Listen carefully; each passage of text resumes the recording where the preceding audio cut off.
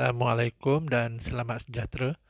Bertemu lagi kita dalam mata pelajaran Pendidikan Jasmani dan Pendidikan Kesihatan tahun 4, Unit 12 Pemakanan Sihat, tajuk Aras Kumpulan Makanan, bahagian 2 ataupun part 2, standard pelajaran 8.1.2. Murid-murid boleh rujuk buku teks halaman 96 dan 97.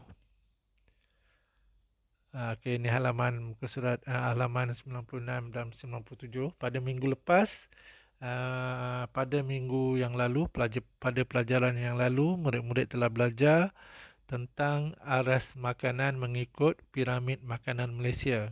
Kalau ikut yang dalam buku teks ni, sama seperti piramid makanan Malaysia tahun 2010.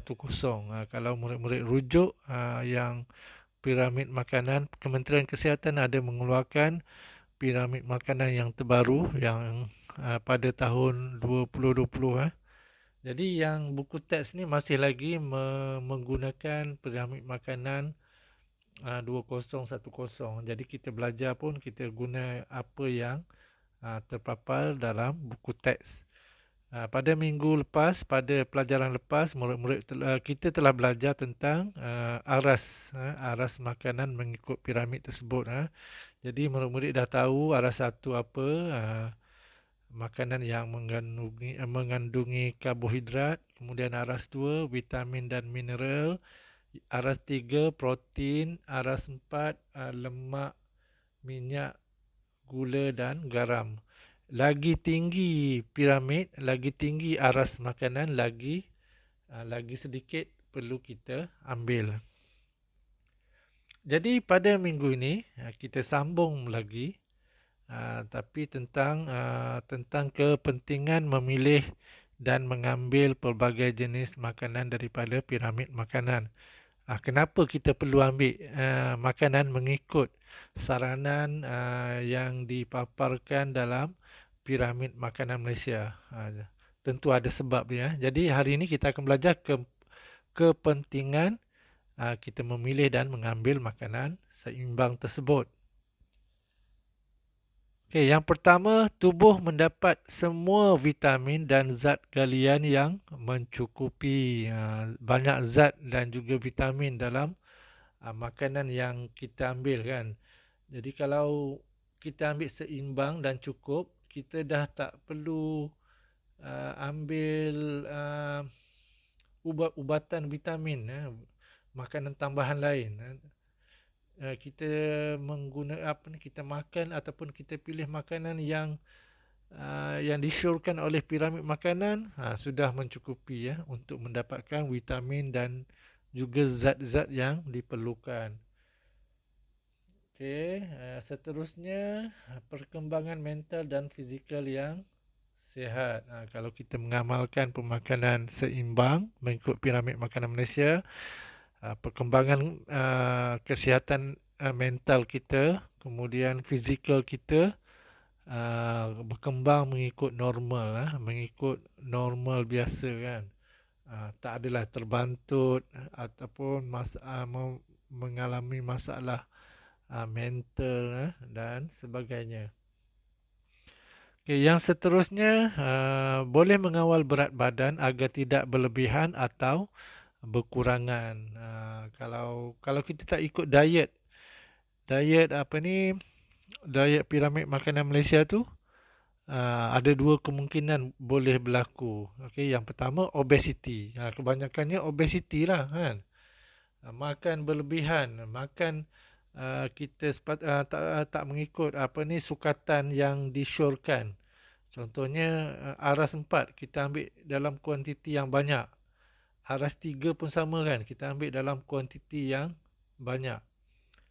Itu boleh menyebabkan obesiti. Ataupun kita terlalu kurang, tak mencukupi, tak mengikut sukatan langsung kan. Ataupun tak mengambil langsung, kita skip. Terutamanya yang aras 2, aras 1 dan aras 2, kita skip satu kan, sebab kita tak suka makan yang tu. Jadi itu boleh berlakunya kekurangan berat badan ataupun susut berat badan. Okey. Kalau murid-murid lihat gambar tu, satu yang obes, yang berbadan besar, kemudian satu lagi yang kurus kan, yang kurang berat badan. Yang seterusnya, yang keempat, membantu menghindari penyakit.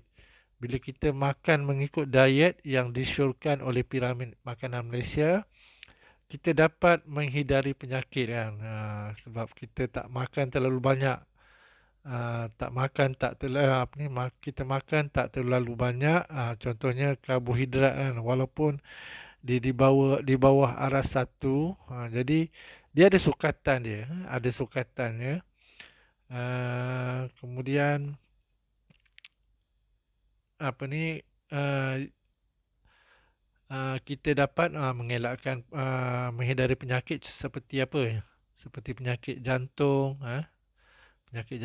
penyakit obesiti, dan juga dan sebagainya. Okey, latihan di rumah. Latihan di rumah, apa yang perlu murid lakukan ialah lukis semula peta minda tentang kepentingan pemakanan seimbang di bawah. Okey, jadi uh, macam biasa buat dalam buku tulis. Murid-murid salin semula nota yang cikgu bagi ni. Kemudian lukis peta minda tentang kepentingan pengambilan makanan seimbang seperti contoh di bawah. Jadi tulis hari Ahad, tulis tarikh, contoh yang cikgu buat 1 Ogos, tarikh yang murid-murid buat kan 1 Ogos. Kalau murid-murid buat hari Isnin, tulislah hari Isnin kan. Ataupun tarikhnya, hari bila yang murid-murid buat. Kemudian tajuk aras kumpulan makanan, okay, tulis standard pelajaran. Pada minggu lepas tajuk sama kan, tajuk sama aras kumpulan makanan, tetapi standard pelajarannya lain, 8.1.1. Jadi minggu ni 8.1.2. Kemudian tulis arahan, lukis semula peta minda tentang kepentingan pengambilan makanan seimbang seperti contoh di bawah. Kemudian murid-murid lukis peta minda ni. Murid-murid boleh screenshot bahagian ni sebagai panduan. Ataupun murid-murid boleh guna, boleh rujuk buku teks. Sama je, sama seperti dalam buku teks. Sebab cikgu ambil bahan ni pun dalam buku teks. Okey, seterusnya ni contoh yang besar, cikgu besarkan. Tadi kecil saja. Ni yang cikgu besarkan. Okey, ini yang cikgu besarkan. Boleh screenshot sebagai panduan. Jangan print dan tampal. Kalau print dan tampal tu mudah sangat kerja kan. Cikgu nak murid-murid tulis tangan sendiri. Tulis tangan sendiri.